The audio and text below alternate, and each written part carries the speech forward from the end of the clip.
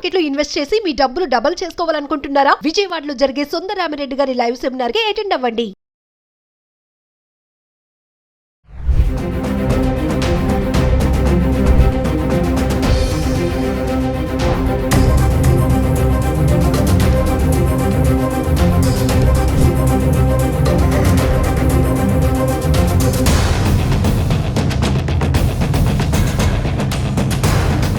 నమస్తే, welcome to Suman TV. ప్రస్తుతం మనతో పాటు ఉన్నారు ఫ్యామిలీ కౌన్సిలర్, పబ్లిక్ స్పీకర్ రజనీరామ గారు. మరి సత్తెనపల్లిలో ఘటన చూసుకుంటే ప్రియురాలతో సరసాలాడుతున్న భర్తని రెడ్ హ్యాండెడ్గా పట్టుకుంది భార్య.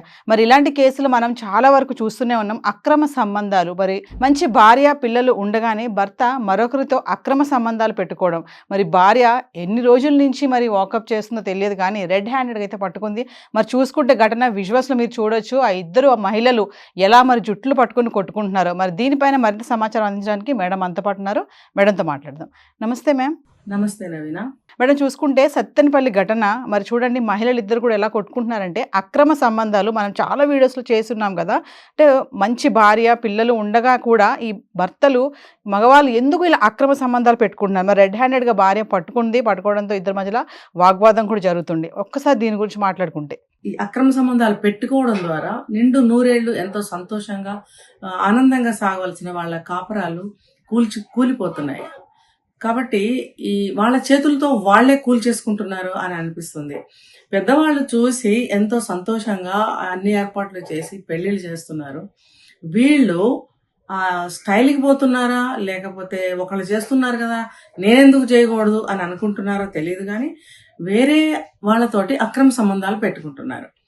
ఇప్పుడు మనం ఒక వీడియోలో చెప్పుకున్నాము ఏంటంటే, ఈ అక్రమ సంబంధాలు ఎప్పుడైతే లీగలైజ్ చేశారో అప్పటి నుంచి ప్రతి ఒక్కళ్ళు అదే బాట పట్టారు.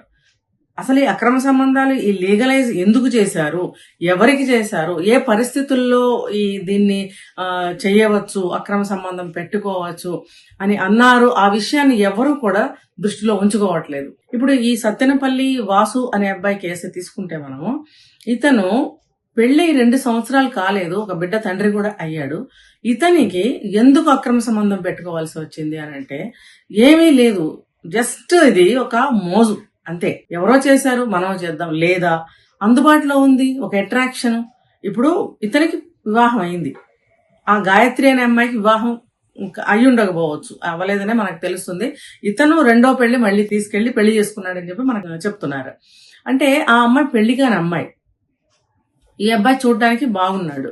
సో ఆ అమ్మాయి అట్రాక్ట్ అయ్యి ఇతన్ని ముగ్గులోకి దించి ఉండొచ్చు. ఇప్పుడు చూడండి, వీళ్ళ తల్లిదండ్రులు ఆ అమ్మాయి మిస్సింగ్ అని చెప్పి పోలీస్ స్టేషన్ లో కేసు పెట్టి అటంతా తిరుగుతూ వెతుకుతుంటే ఈ అమ్మాయి వచ్చి ఇతనితో తిరుగుతుంది. ఇప్పుడు అతను బిజినెస్ పని మీద హైదరాబాద్ రావడము, హైదరాబాద్ లో చుట్టాలమ్మాయి ఒక మోజులో పడడము, ఇదంతా ఆ అమ్మాయి తల్లిదండ్రులకి తెలీదా? ఒక అబ్బాయితో తిరుగుతుంది, ఆ అబ్బాయి ఎప్పుడు వాళ్ళ ఇంటికి రాలేదా? లేకపోతే ఈ అమ్మాయి అసలు ఎక్కడికి వెళ్తుంది, ఒక పెళ్లిగాని అమ్మాయి? ఇదంతా గమనించాల్సిన అవసరం వాళ్ళకు ఉంది కదా. ఎప్పుడైతే ఆ అమ్మాయి కనిపించకుండా పోయిందో అప్పుడు వాళ్ళు మిస్సింగ్ కేసు పెట్టడం అనేది జరిగింది. ఈ అబ్బాయి ఇంతలోనే 2-3 సార్లుగా ఇళ్లు మారడము, పెళ్లి చేసుకుని ఇల్లు మార్చడము. అంటే ఒకే ఊళ్ళో ఉంటూ, అది చిన్న ఊరు కదా, ఈ చిన్న ఊళ్ళల్లో ఎలాంటి పనులు చేస్తే ఎవరికి తెలియదా, తొందరగానే పట్టుబడతారు. కాబట్టి ఇతను కూడా ఆ విధంగానే పట్టుబడ్డాడు. పట్టుబడినప్పుడు పారిపోయే ప్రయత్నం చేశాడు. అంటే అతను తప్పు చేసిన భావన అతనిలో ఉంది. ఇలా చేయవలసిన అవసరం ఏముంది? చక్కగా పెళ్ళయింది, 2 సంవత్సరాలు వైవాహిక జీవితం ఆనందంగా గడపాల్సిన పరిస్థితి. చక్కగా బిడ్డ పుట్టాడు, చక్కగా ఆనందంగా సంతోషంగా జీవితాన్ని గడపవలసిన సమయం, వయసు, దీన్ని వృధా చేసుకుంటూ ఈ అక్రమ సంబంధాల వైపు పరుగులు పెట్టడం వల్ల ఏం మిగులుతుంది, ఏం ఒరుగుతుంది? ఇప్పుడు ఆ అమ్మాయికి ఇతనికి కలిపి రెడ్ హ్యాండెడ్ గా పట్టుకుని దేహశుద్ధి చేశారు అనంటే ఎంత అవమానం అది. మీరు చేసిన తప్పుని కప్పిపుచ్చుకోవాలని ఎంత ప్రయత్నించినా మరి పట్టుబడ్డారు కదా, మరి అందరూ కలిసి దేహశుద్ధి చేశారు కదా. ఇది బాగుందా? ఇది వాళ్ళు తెలుసుకోవాల్సిన విషయం. అంటే క్షణికమైనటువంటి క్షణికమైన మోజు అని కూడా అనలేము. ఇది అదొక స్టైల్, అదొక ట్రెండ్ అయిపోయింది. ఎందుకు ఇలా చేస్తున్నారో వాళ్ళకే తెలియాలి. తల్లిదండ్రులతో చక్కగా అరేంజ్డ్ మ్యారేజ్ చేయించుకునే వాళ్ళు ఇలా అతను ఒక అమ్మాయితో అక్రమ సంబంధం పెట్టుకోవాలని ఎందుకు అనిపించింది అతనికి? భార్యాభర్తల మధ్యన ఏవో గొడవలు అన్నారు. గొడవలంటే బహుశా అతని క్యారెక్టర్ మంచిది కాకపోవచ్చు. అందుకనే చూడండి, పెళ్ళైన సంవత్సరం లోపలే ఏవో కొన్ని చిన్న చిన్న గొడవలు జరిగాయి అని కూడా మనకి చెప్తున్నారు. సంవత్సరం లోపలే గొడవలు జరిగాయి అని అంటే ఏ విషయంలో జరిగి ఉండొచ్చు? అతను క్యారెక్టర్ సరిగ్గా ఉండి ఉండకపోవచ్చు. అందుకనే ఆ అమ్మాయి గొడవ పడి ఉండొచ్చు. బిడ్డ పుట్టిన తర్వాత కూడా ఆ అమ్మాయిని తెచ్చుకోకుండా తన దగ్గరికి పుట్టింట్లోనే ఉంచడం, సంవత్సరం నుంచి 1 ఇయర్ నుంచి ఆడపిల్ల పుట్టింట్లో ఉంది అంటే ఎంతమంది ఎన్నో అడుగుతారు. కొంతమంది ఏంటి మీ ఆయన ఏదన్నా వేరే సెటప్ పెట్టుకున్నాడా ఏంటి చూసుకో ఒకసారి అని హెచ్చరించే వాళ్ళు కూడా ఉంటారు. మరి అలాంటప్పుడు ఈ అబ్బాయికి తెలియలేదు. ఎలా అయినా వెతుకుతారు, ఎలా అయినా పట్టుకుంటారు, మమ్మల్ని ఎలా అయినా మాకొక కూర్చోబెట్టి మాకు చెప్తారు, మీరు తప్పు చేశారు, మీరు కలిసి ఉండాలి అనేటువంటి ఒక క్లాస్ అయితే తీసుకుంటారు మాకు. ఇవన్నీ జరుగుతాయి, నేను ఇలా పని చేయకూడదు అనే జ్ఞానం ఆ అబ్బాయికి ఉండాలి. ఇప్పుడు 10 మందిలోనూ అబ్బాయికి పరువు పోయింది, తల్లిదండ్రులకి పరువు పోయింది. ఇప్పుడు ఆ అమ్మాయిని సెటప్ పెట్టుకోవడమే కాకుండా పెళ్లి కూడా చేసుకున్నాడు. పెళ్లి చట్టపరంగా ఎక్కడా లేదు కదా. ఒక భార్య ఉండగా రెండో పెళ్లి చేసుకోవాలనే చట్టం మనకి ఎక్కడా లేదు. లేనప్పుడు అతను ఏ ధైర్యంతో పెళ్లి చేసుకున్నాడు? అసలు ఆ అమ్మాయికి తెలియదా? పెళ్ళైన అబ్బాయి బిడ్డ కూడా పుట్టాడు, నేను అతన్ని లొంగ తీసుకోకూడదు, అతన్ని నా చుట్టూ తిప్పుకోకూడదు, నేను అతని చుట్టూ తిరగకూడదు అనే జ్ఞానం ఆ అమ్మాయికి లేదా? ఆ అమ్మాయి తిరగాలి, పెళ్లి చేసుకోవాలి అంటే ఇంకెవరు కనిపించలేదా? ఎంతమంది లేరు? ఈ పెళ్ళైన అబ్బాయిల వెనక ఎందుకు పడుతున్నారు వీళ్ళు? అంటే అది మోజు అన్నమాట. అందంగా ఉంటే అదొక మోజు, డబ్బు ఉంటే అదొక మోజు.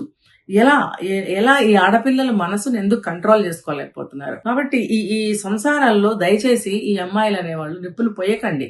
మీకు కావాలంటే వేరే బాయ్ ఫ్రెండ్ని వెతుక్కోండి, పెళ్లి చేసుకోండి, మీరు ఆనందంగా ఉండండి. పెళ్ళైన అబ్బాయిల వెనక ఎందుకు పడుతున్నారు? కనీస జ్ఞానం అన్నా ఉండాలి. ఆ తల్లిదండ్రులు కూడా పెళ్లి చేయకుండా అమ్మాయిల్ని ఖాళీగా అలా ఉంచుకోవడం, లేదా ఏదైనా ఉద్యోగం చేసుకోమని చెప్పాలి. అది కాకుండా ఇది కాకుండా ఇంట్లో ఉంటే పిల్లల మైండ్లు చెడిపోయి ఇలాగే ఎవరైనా కనిపిస్తే ఆ ఆకర్షణలో పడిపోవడము. ఆ ఆకర్షణలో పడిపోయినప్పుడు వాళ్ళు ఏం చేస్తున్నారు, ఏం ఆలోచిస్తున్నారు అనే విచక్షణ వాళ్ళకి ఉండదు. అలాగే ఆ అబ్బాయి కూడా ఆ అమ్మాయి మోజులో పడ్డాడు కాబట్టి ఇద్దరికీ కూడా ఆమోదమైంది కాబట్టి మనం ఏం చేసినా పర్వాలేదు అనుకున్నారా, వెళ్ళిపోయారు. ఇప్పుడు ఎంత చెడు జరిగింది. ఇప్పుడు ఆ బిడ్డ తల్లిని ఏం చేయాలనుకుంటున్నాడు? పెళ్ళంటే ఇదేనా? బిడ్డ తండ్రి తల్లిని చేసి ఆ అమ్మాయిని ఏం చేద్దాం అనుకున్నాడు ఈ అబ్బాయి? బంధువులందరూ కలిసి అతనికి కౌన్సిలింగ్ ఇవ్వాలి, జ్ఞానోదయం చేయాలి. మరి ఆల్రెడీ పోలీస్ కేసు అవుతుంది. మరి ఆ అబ్బాయి మారి మళ్ళీ మంచిగా ఆ అమ్మాయిని కాపురానికి తెచ్చుకుని మంచిగా కాపురం చేసుకోవాలని మనం ఆశిద్దాము. ఆ అమ్మాయి కూడా మరి పెళ్లి అయ్యింది అని అంటున్నారు, దాన్ని పోలీస్ కేసు అయింది కాబట్టి దాన్ని ఏదో ఒక విధంగా వాళ్ళు పరిష్కారం చేస్తారు. అది చట్టబద్ధం కాదు. మొట్టమొదటిసారిగా మన విజయవాడలో క్లాస్ రూమ్ ట్రైనింగ్ అండి, 1 డే క్లాస్ రూమ్ ఎన్విరాన్మెంట్ లో ఆఫ్లైన్ వెబినార్ జరగబోతుంది. అండ్ ఇంట్రెస్ట్ ఉన్న పార్టిసిపెంట్స్ ఈ కింద స్కూల్ అవుతున్న నెంబర్కి రింగ్ చేసుకొని సీట్ బుక్ చేసుకోండి. దీంట్లో ETFs, index funds and mutual funds మీద completely and hand folding experience మీకు ప్రొవైడ్ చేయబడుతుంది. దీని ద్వారా ఏంటంటే మనం ఎసెట్స్ని స్టాక్ మార్కెట్లో ఎలా మేనేజ్ చేసుకోవాలి, ఎలా గ్రో చేసుకోవాలి, ఎలా ప్రొడక్ట్ చేసుకోవాలో అంటే ప్రాక్టికల్గా నేర్చుకుంటారు. అండ్ మీ ఇప్పటి వరకు మనం ఆన్లైన్లోనే మీరు అటెండ్ అవుతున్నారు. ఇక నుంచి మీరు మన విజయవాడ సిటీలోనే అండ్ లైవ్లో క్లాస్ రూమ్ ఎన్విరాన్మెంట్లో నేర్చుకునే ఛాన్స్ దొరుకుతుంది. కాబట్టి ఇంట్రెస్ట్ ఉన్న పార్టిసిపెంట్స్ కింద స్క్రోల్ అవుతున్న నెంబర్కి పింగ్ చేసి సీటు రిజర్వ్ చేసుకోండి. Thank you.